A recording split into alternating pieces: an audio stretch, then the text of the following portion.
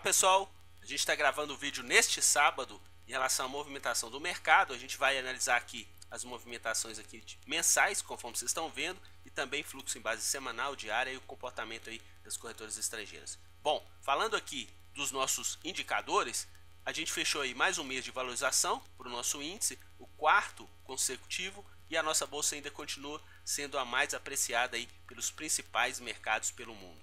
Moeda americana fechou bem próximo da estabilidade, bolsas americanas aí em ambiente misto, bolsas europeias somente queda para a bolsa francesa e no caso aqui para bolsas asiáticas somente a bolsa chinesa de Xangai fechou com valorização.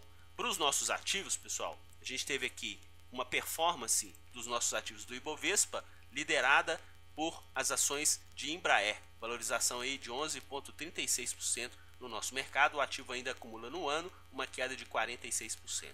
E na ponta contrária, a desvalorização aqui principal foi para as ações da Qualicorp, uma queda de 16% e no ano acumula ainda uma valorização de 41%.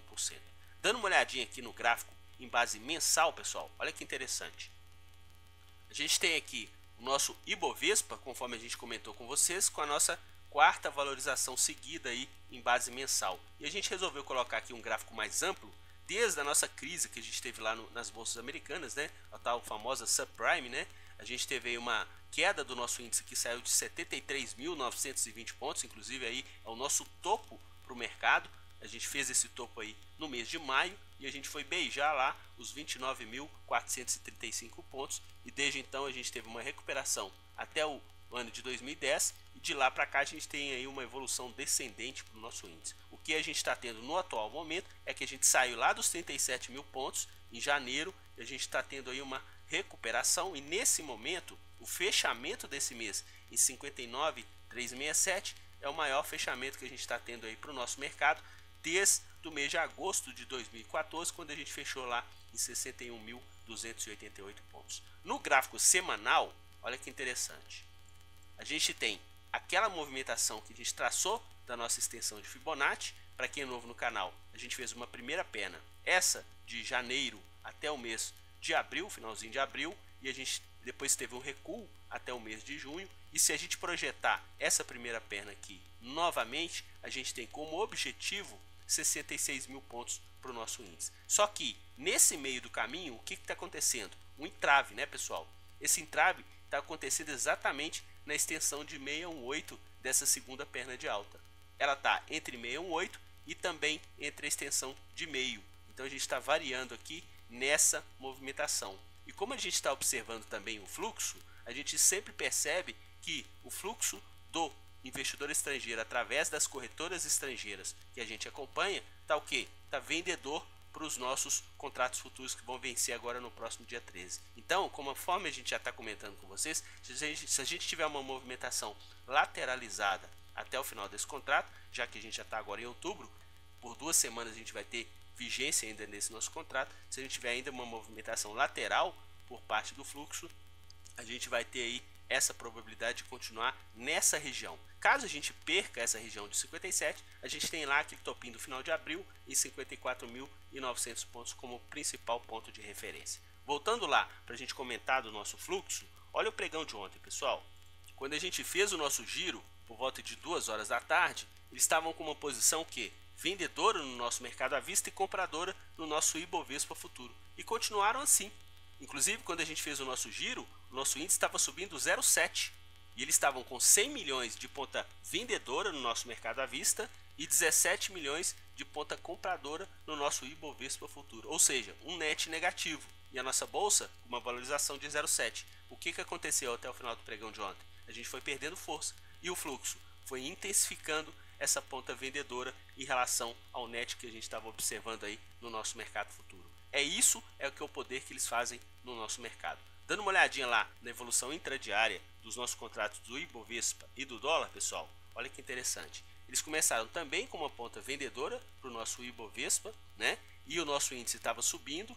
E quando a gente teve aí praticamente uma congestão entre 1 e 4 horas da tarde, eles começaram a fazer essa recompra e intensificaram essa ponta de venda no nosso mercado à vista e principalmente aqui nessa hora final do pregão de ontem, eles tiveram uma ponta compradora mais intensa e o nosso índice aí praticamente fechando bem próximo do patamar de abertura em relação ao fechamento do pregão de quinta-feira. Bom, se a gente olhar aqui na movimentação do dólar, a gente já está olhando aqui o contrato novo, né, que a gente começou, o dólar X, eles tiveram ponta vendedora durante todo o pregão de ontem. Inclusive, a moeda americana, essa aqui é a cotação do mini contrato, a gente teve aí predominantemente um pregão de baixa. Só que na parte final do pregão, o que a gente observou aqui na moeda americana? Teve uma recuperação e fechou, no caso aqui do mini dólar futuro, com o mesmo preço de fechamento do pregão de quinta-feira. Só que vamos ficar bem atento porque a gente está começando esse contrato e eles estão atuando numa ponta vendedora para o nosso mercado futuro de dólar. Em relação ao preço médio, conseguiram perder nas duas pontas. No caso aqui do índice futuro, cerca de 65 pontos, e no caso aqui do dólar futuro, cerca de 14 pontos aqui em relação ao preço médio. Vamos dar uma olhadinha rápida lá na evolução em base diária. Olha que interessante, pessoal. A gente percebeu que o nosso pregão em relação ao fechamento de quinta-feira, a gente fechou aí com uma valorização e eles atuaram aí numa ponta compradora. A gente sabe que ainda eles estão numa ponta vendedora para esse contrato que vai se encerrar agora no dia 13. Só que, como a gente comentou com vocês lá na evolução do nosso gráfico semanal, caso eles mantenham essa ponta vendedora, a gente tende a ficar lateralizado até realmente o vencimento desse contrato. E caso, pessoal, eles comecem a intensificar essa ponta compradora, a gente vai fazer uma pressão de preços também para cima. E observando que a gente está começando a ter o que? Uma evolução ascendente no fluxo por parte deles. Desde aquele fundo lá que a gente comentou com vocês de quase 1 bilhão de reais, eles já recompraram aí boa parte desse movimento. Então vamos ficar bem atento, porque a gente já chegou a comentar com vocês que o preço médio deles está lá na região de 58.900 pontos. Então quer dizer, o mercado começou a subir e teve maior pressão em relação à movimentação dos preços. O que eles começaram a fazer? Ponta compradora. Então eles fizeram pressão de baixa no nosso mercado à vista e no nosso mercado futuro, que eles têm vencimento. Lembra que a gente sempre comenta isso, ó, vencimento do mercado à vista não existe, mas para o mercado futuro existe. Eles venderam aqui no pregão de quinta-feira e ontem eles recompraram praticamente todo o movimento que eles venderam no pregão de quinta-feira. Vamos ficar bem atento em relação a esse tipo e esse estilo que eles estão operando no nosso mercado. Em relação ao dólar futuro, vamos primeiro falar do contrato que se encerrou, foi o V, né, o dólar V. Eles terminaram aí com 61 milhões. Como eu falei com vocês, o pregão de ontem foi exatamente um pregão de baixíssima liquidez para o contrato que se encerra, e mesmo assim eles tiveram uma projeção de prejuízo. Por quê? Porque a gente teve uma desvalorização aqui para a moeda americana, que fechou cotado aí a 3,246.